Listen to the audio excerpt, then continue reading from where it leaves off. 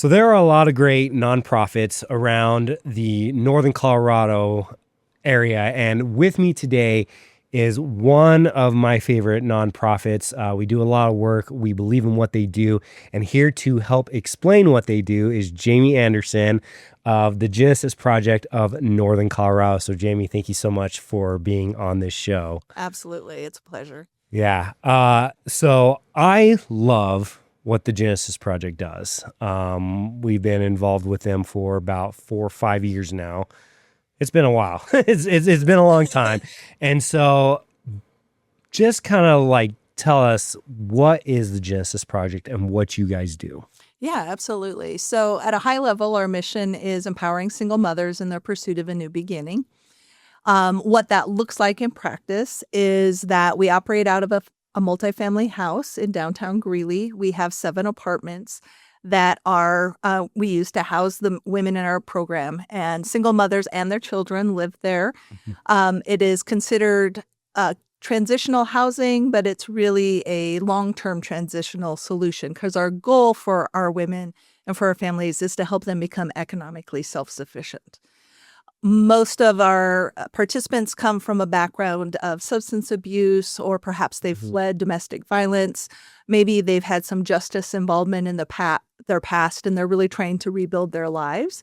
And our goal is to give them an opportunity to, number one, become stable.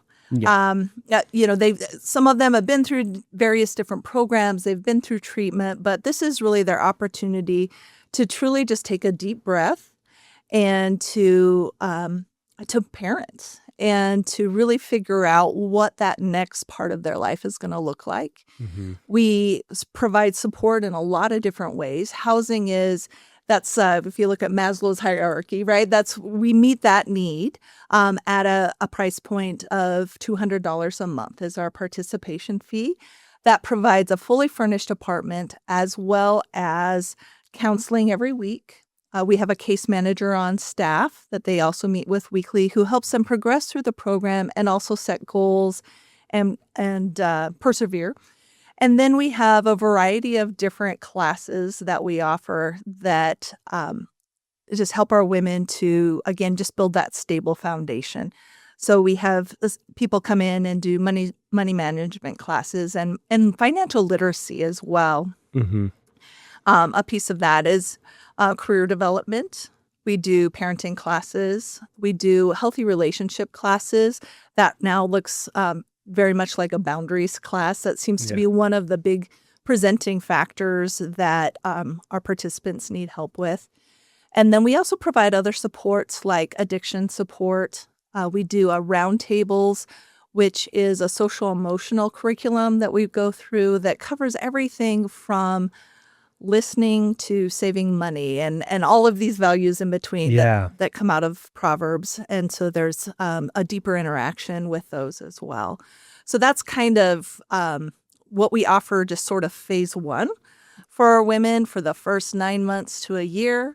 And then after that, their journey depends on them. So maybe they go back to school. We have several women that are in school at Ames Community College right now. We have some that are finishing their high school diplomas as that first line of independence, economic independence. And then again, a variety of different things. If they want to pursue full-time work right away and they're looking at something that has some growth potential, we want to support them through that as well. So we don't prescribe what that next step looks like after they've built that stable foundation. Okay. So I love that. See, and this is one of the reasons why I like the Genesis Project. It's not this like 90-day program where you come in and it's like, okay, here's some stuff, here's some information. You start working on it, and then good luck, right? It's literally you guys are coming along and partnering. But the other piece that I love about it is that you guys are pouring into these women. You're not just like providing them information, you're helping them restructure and taking on responsibility. And so a lot of people, they sit around and like, okay, well, we're going to give this person money and that should help them. It's like, no, they need help. And you guys help on a so much more of a deeper level than just like the surface of like, okay, what are your bills? What do you need help with? Okay, yeah, we can kind of do that. And just, I feel like that's like almost like a sweep under the rug type method. Whereas you're like, no, we're going to pull back the rug and we're going to start getting that stuff out. And that is one of the things that I truly love about the Genesis Project, that you guys are there showing grace to these women and being that second chance that they are in desperate need of. Well, I appreciate that. And that's exactly why I like being there too. That's what spoke to me about the program when I became involved. And I think those 90-day programs, those 120-day programs absolutely have their place. However, there is kind of an assumption that the family is kind of just needs a little extra hand up and they know what to do next. Yeah. And I think our women have just experienced so much trauma that even if in the past they were able to do those things, like their bodies have shut down, all of these different things. And so they really do need to rebuild, like you said. And I think you kind of hit on something that's super important to us, and that is community. A lot of the magic happens in the fact that we're all under one roof. So everybody has their own apartment. However, it's all housed in the same building, and we have community space within that building too. And the relationships that form, for good and bad, right? We don't always, this isn't, it's not unrealistic. Everybody has different personalities and everything, but learning how to navigate those relationships, and also just that support that our participants lend each other, as well as our volunteers and our staff. We truly are there for that person and for their growth. And that's what we want. And once they understand that and embrace that we are truly on their side and want to see them succeed, I think that is really where the magic happens. Yeah. And you mentioned the trauma thing, like, again, like not just one, but probably multiple traumas that these participants are going through and they're trying to work through and cope with. And from what I understand with like trauma, it doesn't go away. You know what I mean? It's not like this, like, okay, cool, come in the program, and then your trauma is just all magically just wished away. Yeah. But you guys help them cope through it and understand their trauma, so then that way when something happens in the real world, they're not going back to those habits of what they used to. They can actually progress through it on their own. Yeah. I mean, life is never going to be this straight line. If you never get out of bed, maybe, Yeah. But even then, life is, because things are going to happen to you, whether it's a result of circumstances, decisions you've made, poor decisions you've made, or decisions other people have made that affect you. Yeah, exactly. And so even from here on out, just because our women have come through this trauma, it doesn't mean that there aren't going to be future traumas, or that the trauma that has happened in their past isn't going to affect them, because we have these defaults as humans. And so if your default coping mechanism is alcohol, that is always going to be there. And you have to figure out, what's my other coping mechanism, or what's my backup plan, because alcohol isn't working for me anymore. And that's just one example, but exactly. It's just meeting, like, okay, this is the reality of your life. This is what's happened. This is how you've responded. What needs to change, if anything, and going forward, because life throws curveballs at you. And some of these women are, in their 20s and 30s, like there's a lot of curveballs ahead still. Yeah. So yeah. we're definitely, and then, parenting, as you know, that's just one big curveball, right? So just that alone. And then you think about parenting with trauma. Yeah. And the children have also experienced trauma. And so those are other things that we have to navigate around. So yeah, it's a lot of layers that people are dealing with. Yeah, I totally relate. Like you can have everything set up for the parenting. I've got the funds, I've got the job, I've got everything set up. It doesn't matter. it's still a curveball, and good luck trying to hit it. Right, because you're dealing with other humans that have their own opinions and their own problems and their own concerns, right? You have no control over that. You can only control your reaction. Yeah, absolutely. So being a part of the Genesis and like getting to work with you guys and see the inner workings, there's been a lot of great success stories that you guys have had. I mean, it'd be hard for me to narrow down, but I'm going to ask you if there's one like in particular that stands out to you about a success story. I mean, I've gotten to witness personally the women transition into full-time, like something of like, okay, having a part-time job is hard for them. And then now they're actually like full-blown, like they've got careers going. They're providing for their families. Is there a story in particular that stands out to you? Or maybe there's one that's like recently going on right now, like, oh my goodness, here's what's going on right now. The wins you really have to measure the wins on so many different levels at this work because, I love those success stories. And we have a mom right now that's living in Longmont who went through our program, and it was just that perfect timing, right? She was there. She was ready. She was primed to go. As she even said, I don't have any more chances in me. This is it. And she'd been through other programs and everything. And she came to Genesis and she just did everything above and beyond. And she not only did her program well, but she also was this community builder within our program. And she mentored other moms informally and formally and just really took on that responsibility. She was on a wait list for housing in Longmont, so she moved to Longmont. But she had all of the tools, and since she's got there, she's bought a car.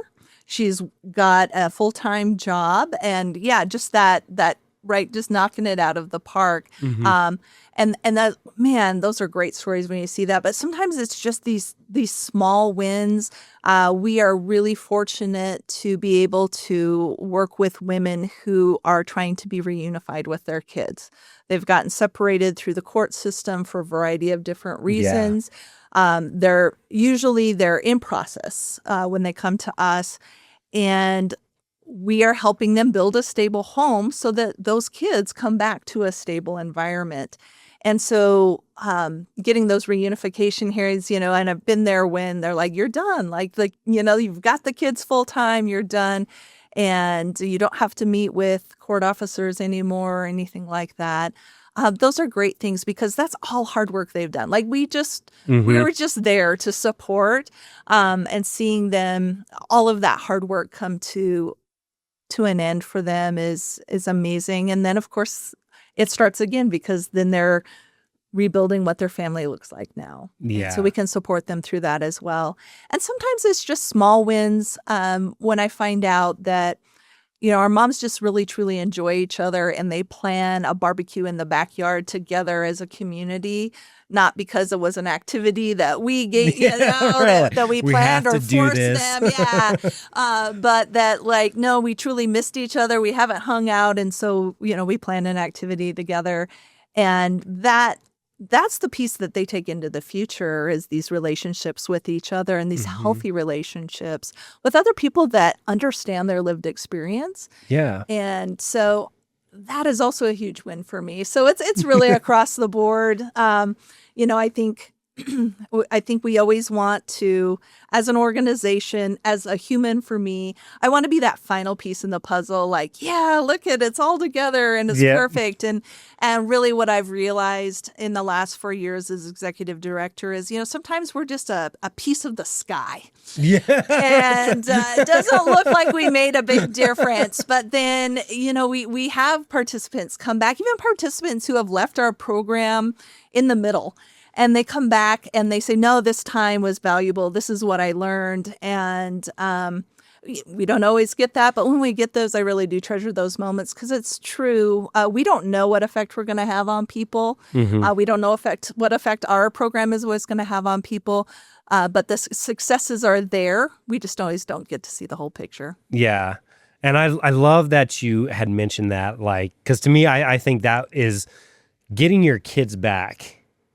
I feel like that is way much more of a success than, okay, now these women are able to pay their own bills and they have a full time. I mean, that is just invaluable to be able to get that, and that you guys get to partner along. And it's like, okay, we're going to get the family back together, and this is what we're going to work towards. And I know for those moms, you can't even I want to say price tag, but like you can't put it like, I mean, it's just I know these moms, it's like, I'm never going to get, like, getting their kid back, just I'm never going to do it. They come in and it's like, my kid's gone, and I'm never going to get them back. And then within a year or months, it's like, hey, this is because this is a possibility, like, and we're working towards this. And it's like, oh my goodness. And I remember the one that you were talking about,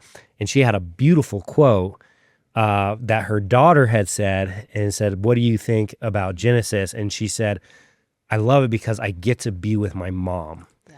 And so not only is it invaluable for the parents, but the kids are like, they're longing for that connection with their parents, with their moms specifically. Right. Right. And it needs to be a healthy connection. Yeah. You know, I mean, we can't discount that there's a reason that the foster system exists. There's a reason why people are separated from their kids.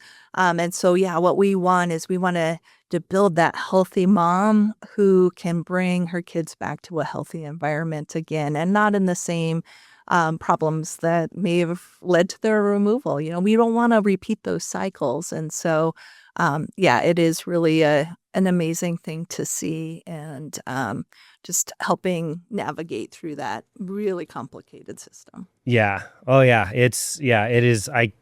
Kudos for you for helping that, because that is way outside of my league for sure. But you mentioned the phase 1 is about a year, and then phase 2 kind of doesn't. You know, it's hard to gauge. Right.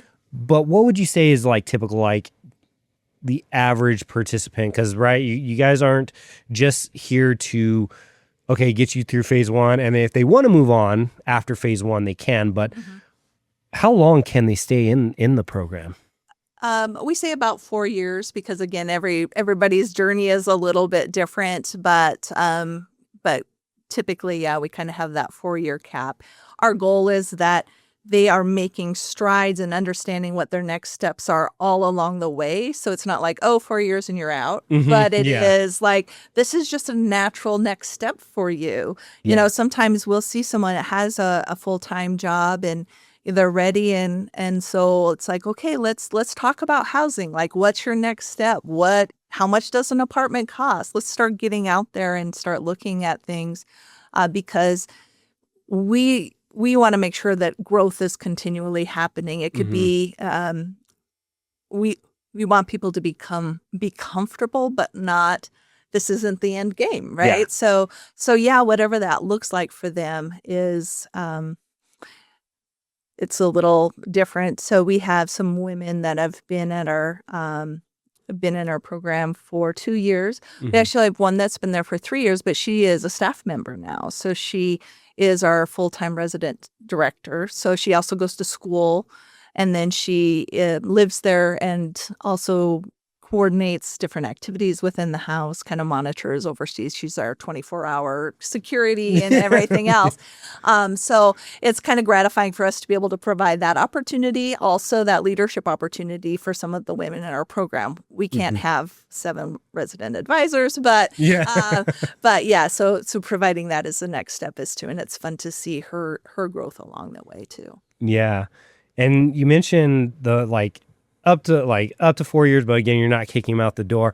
But the other thing is, it's not just, okay, even if it was 4 years and this is the next step. Like, if they are struggling, you guys are still there for her. Even after the 4 years, they're like, oh my goodness, you guys have prepped me for this, but I'm having a hard time. You guys are still ready to help them and get them support in the way that they need it. Oh, absolutely. Yeah. And we provide aftercare. We provide 6 months of counseling after they move out. So, and maybe not the first month or the second month that, because that's just finding your feet. But sometimes they'll come back and go, hey, is that counseling offer still good? Absolutely. That's what we're here for. And they know they have access to the staff. We have a food pantry. We partner with the Weld Community Food Bank. We have that available to them. We have an essential items closet, some hygiene items, things that you can't purchase with food stamps. So if people are, for women are kind of struggling there, or even it's just a great connect point, like, hey, we got a big order of milk in. Do you need some milk? Yeah. Just some of those concrete supports as well as the emotional supports and things that we try to have coffees with some of our alumni and check in with them and have that touch point. Because, yeah, exactly. It just, the relationship doesn't stop the minute that people walk out our door. And something that I really want to build up more as our program evolves and we have more and more alumni, I want to be able to gather our alumni and to be able to have some more supports there. That's kind of one part of our long-term growth vision is to have a space for that. Right now, the only space we really have for gathering is our living room, which is also the living room of all of the families that live there. Yeah. And we have to be mindful of invading that space. Yeah. You mentioned the participants and how many rooms you have. How many women has Genesis helped? Because I know you guys also, you have a waiting list too. So you guys are always helping women, but roughly how many would you say that you guys have helped? So this year I just did my numbers. All right. So we know this. For 2025, right? So we had 13 different single moms that lived at Genesis, and I believe it was 24 kids that were affected by their mom being at Genesis. So whether that was a part-time care, or sometimes our moms actually have older children who are out on their own, but still interacting with their mom too. So that was last year. Okay. I was going to say that was just for 2025, that was right? just I was like, I feel like that number's low since I've been. And so again, I've been there and I can speak to like where when I started. But yeah, I mean, we're probably 50 to 60 now. And I would say of that, probably 40 that have, physically lived there, gone through a part or the entire program, and then moved on to other things in the community. And then it's kind of a little bit complicated because we implemented a different program. So as we look for like true alumni and graduates, we have 4. Okay. Yeah. But again, that's not a measurement of how many people we've helped. That's just as our program as is, graduating phase 1 and phase 2. It's a little bit different.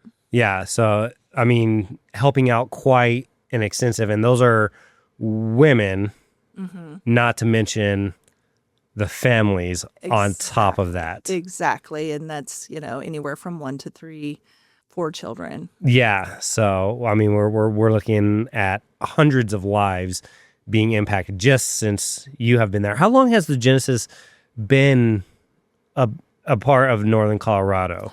We were founded in 2002, and there was a couple different iterations. It started as like parenting classes and raising some money just for some direct supports.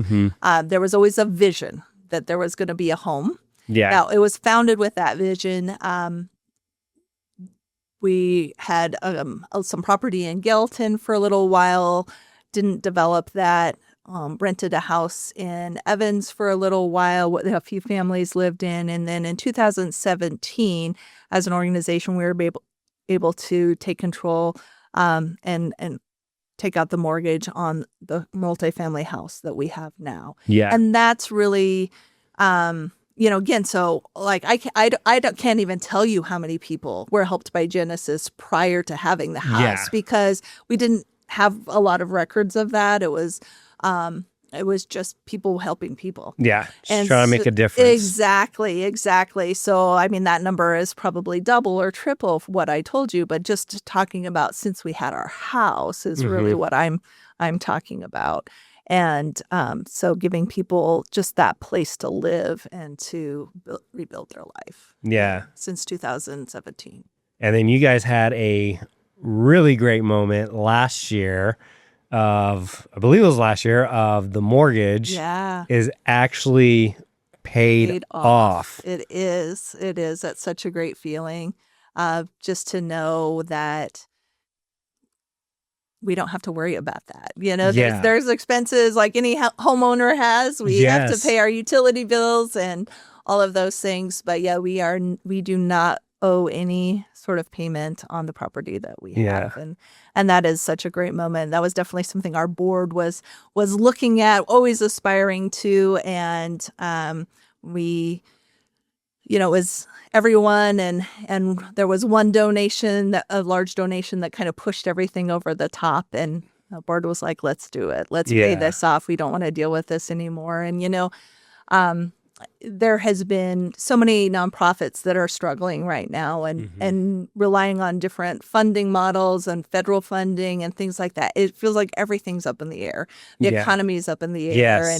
And there's that stress. And it really is nice for me to know that all else fails, we have a paid for home, and that is huge. And that's a promise that we have for our participants. Yeah, that they aren't going to just be out somewhere. No matter what the economy is doing. You guys got that overhead taken care of, which is huge. And that means so anyone who gets involved or donations and stuff, it now maybe this is just my simplistic thinking, but in my mind, I'm like, your donation is going further. I know that kind of sounds weird because it's but at the same time, it's there isn't this overhanging bill that has to get paid. It's okay, now we can provide in a different manner for these participants in ways that we couldn't before because we had to pay the mortgage every single month. You know what I mean? Yeah. So a great example of that is that Colorado Childcare Assistance, which is daycare funding for low-income families, in Weld County froze a year ago. So in February of last year. So low-income families, if they were already in the program, they're still getting that childcare assistance. But if you had a child after that, or perhaps both parents decided to go back to work to try to earn some more money, any of those kind of scenarios, or you move to Weld County, that childcare assistance no longer exists. So you have to foot the bill. If you're starting out in a career, you have to foot the bill for the entire childcare expense. And for a single parent, it's astronomical. Oh, yeah. And so we have some women that came to live in our program who had children in that that time after the CCAP freeze. And because we don't have that mortgage bill, we were able to designate some money to help them pay for childcare.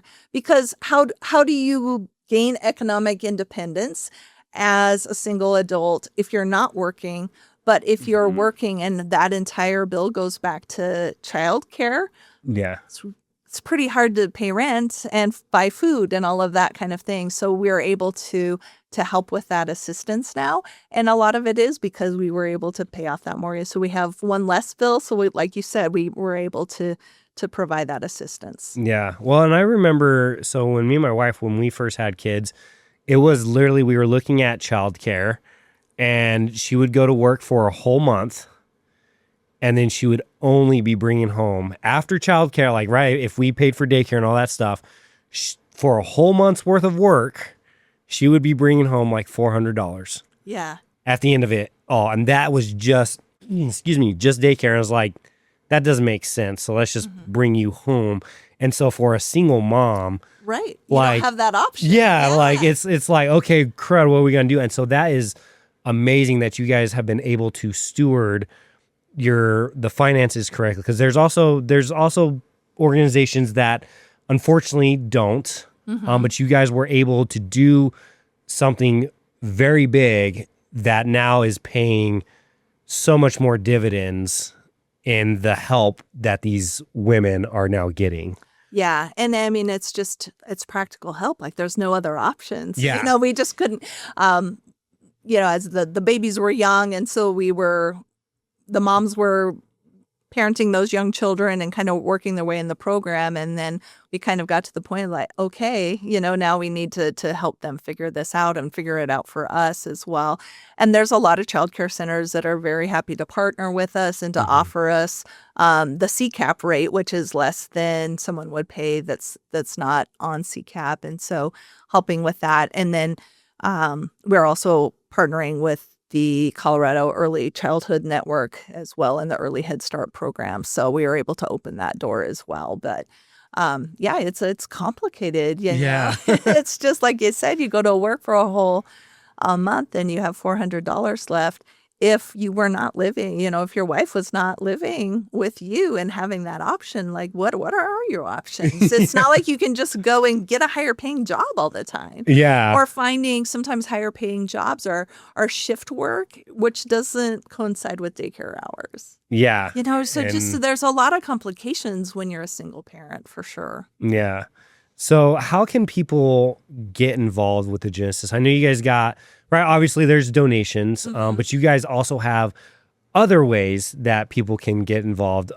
Donations are obviously probably the best because then it's paying for food, it's paying for the bills, it's providing the childcare, very, very practical things. But I also know you guys have some other ways people can get involved. But if anybody wanted to get involved, how would they do that? So the easiest way is just click a volunteer button on our website, genesisprojectnoco.org. So if that's like you've not had any other contact with us, that's a great way. And to also follow us on Facebook because we post like sign up genius forms. So we have events. We have 3 major events a year. And that's a great way to kind of dip your toe in the water and just see our program. So my favorite event is coming up the last Saturday in April, which I think is the 27th, but don't quote me on that. Look it up yourself. And that is our spring recognition. And that is our graduation ceremony. So that is just a celebration of all that our participants have accomplished. Yeah. And we bring them up on stage. We speak life over them. We tell them, we gather from the people that work with them, just their observations and personalities. We just totally celebrate them. And that's a free event. It's a Saturday morning. And we need people, if you like to plan events, gosh, we're always looking for help with that. If you want to serve at the event, be a greeter, be a reception volunteer, any of those kind of things. It's a good way to kind of dip your toe and to be around that. We have a golf tournament at the end of June. I'm looking forward to that one. I'm looking forward to that one. We have... golf, come golf. I mean, that raises money, but it also raises awareness. Like, we do these events strategically. They're not just fundraisers. They're also a way to bring people in from the community that, and let them know about our program a little bit and let them know about the work that we're doing. And then we always have our big, Autumn Ignite event, which is our big gala that's, will be in. So it's Saturday this year, October 2nd. So those are great things, and there's usually work that needs to be involved in there, so people can get involved there. We do work days at the house, just like your house, we need to do yard work, we need to do spring cleanup, fall cleanup, those kind of things. So we have some of those Saturdays planned. And then we do, our volunteers do teach our classes as well. So if you are especially a professional volunteer, a financial planner, or someone who is a social worker or a counselor and are interested in teaching one of those classes for our moms. It's a weekly commitment for 10 to 12 weeks. We also have that opportunity available too, but that's a pretty small circle just because it's only a couple times a year, and it's also, you have to be able to do it during the week and for several weeks in a row. So we understand that doesn't fit within everyone's schedule, but it does fit in some. Yeah. Awesome. Well, Jaymi, thank you so much for being on and just shedding some light on what you guys do and how you're helping the community, especially the women within this community that are in desperate need of that second chance. And yeah, if you guys need any more information, please contact the Genesis Project. I can honestly say it is one of those organizations you can definitely get behind if you're wanting to get involved and you're sitting there wondering, how can I get involved with my community? How can I help an organization? How can I help out? I feel like we all have that drive in us to want to better somebody, better an organization. And so the Genesis Project of Northern Colorado is definitely one of those that you guys should definitely get involved with. So with that, we're going to leave it there. If you guys have any questions at all, feel free to leave them in the comments or reach out to the Genesis Project on how you can get involved. And again, thank you so much for being on here, Jaymi. Yeah, absolutely. Thanks, Clint.